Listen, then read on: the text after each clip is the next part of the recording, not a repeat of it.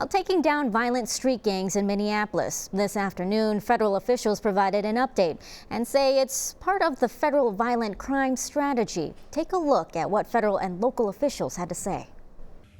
1 year ago today, we announced a new federal violent crime initiative to address the unprecedented level of violent crime in our cities. The initiative had three components. First, all prosecutors in this office would handle violent crime cases. Second, we would prosecute all adult violent carjackings. And third, we would form a gang unit to focus on violent gangs in Minneapolis. This afternoon, we are announcing the arrest and indictment of 45 members and associates of two violent street gangs. Over the last 48 hours, ATF and FBI agents working alongside local and federal law enforcement brought these gang members into federal custody.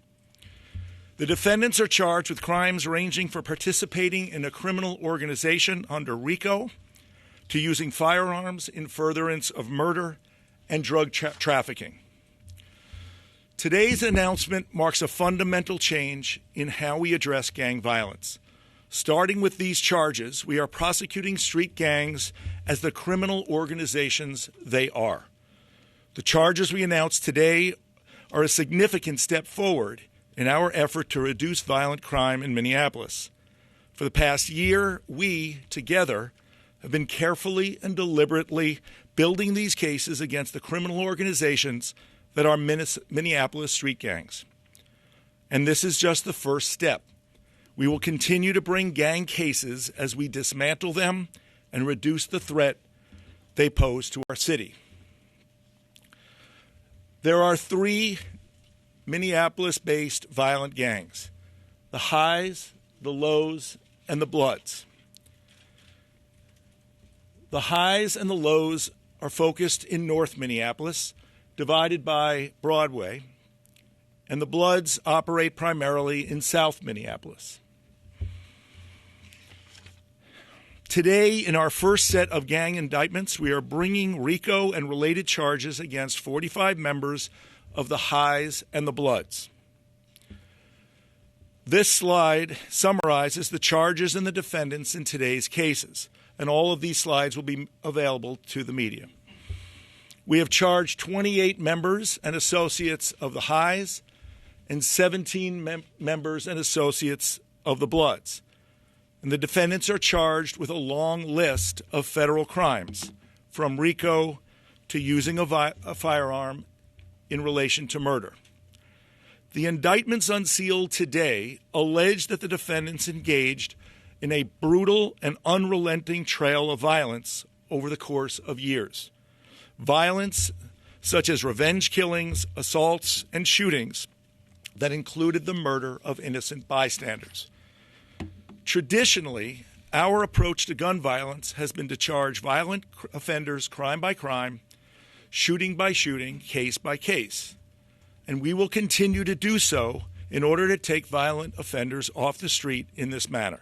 However, to reduce violent crime in Minneapolis dramatically, we are also addressing the unique harm violent gangs bring to our communities, and we are dismantling them.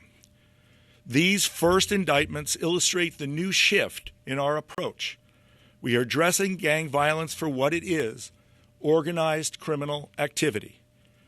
And to be clear, there will be more cases after this. To prosecute the members of the gang as part of a criminal organization, we are using the Racketeering, Influenced, and Corrupt Organization Act, known as RICO.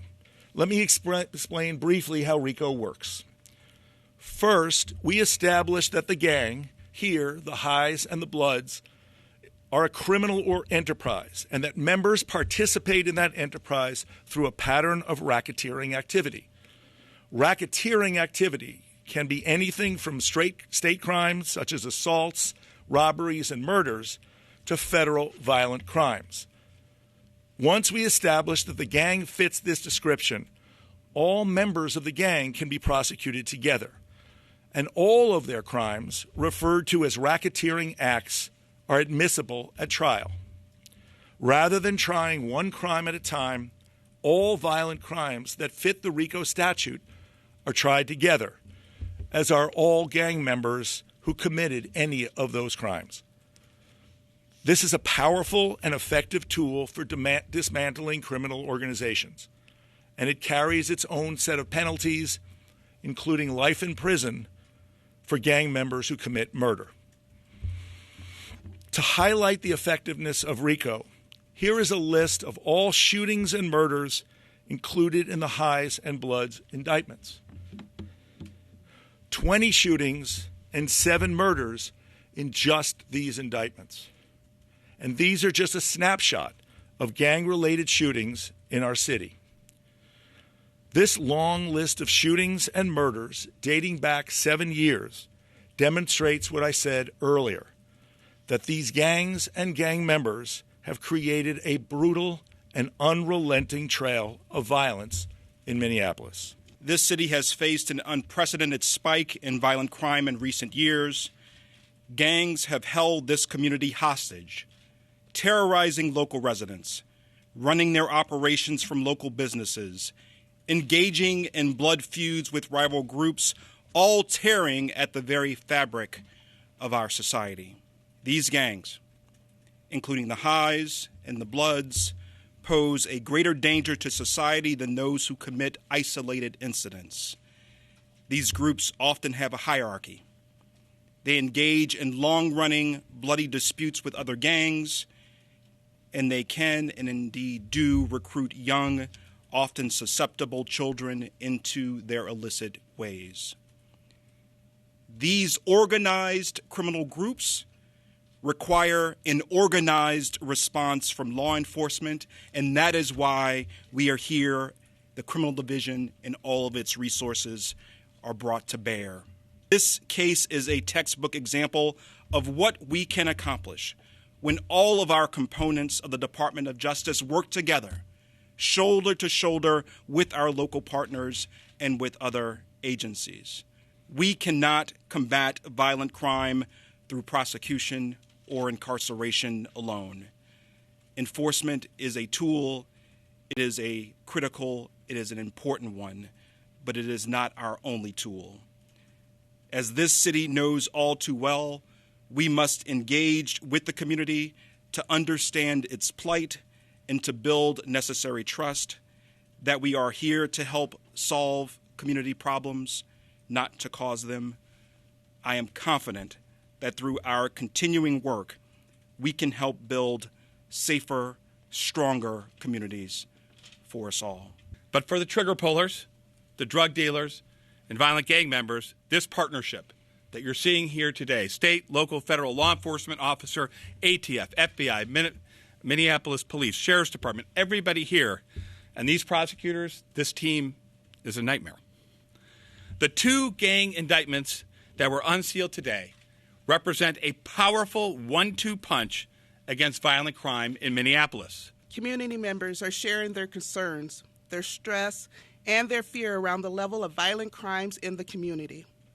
We hear you, we echo those concerns, and we are being proactive to address them. We're going to keep going. We're going to give Minneapolis what it deserves, which is peace and justice. In Minneapolis, we know that it's a small group of people who are responsible for the vast majority of violent crime that rocks our communities. It's that less than 1% of the population that is out here pulling triggers and causing immeasurable grief and harm in our communities. This extremely violent and criminal behavior, left unchecked, is a public safety and a public health crisis with the potential to wreak havoc and impact all of our lives. The tragedy and trauma often left in the wake of these crimes threatens to destroy families, neighborhoods, and communities. Even worse, all of the available data shows that those who have been victimized are then themselves more at risk to inflict such violence upon others. The most vulnerable in our communities are often those who are most impacted on gun violence and criminal gang activity. We must use the full collective power of law enforcement to protect our most vulnerable communities. For far too long, the shootings and violence detailed in these indictments has been normalized, as has the impact and harm that is suffered by our most vulnerable residents. But let me be clear. There is absolutely nothing normal about the disgusting levels of violence and crime detailed in these complaints. Keep watching CBS News Minnesota for continuing coverage.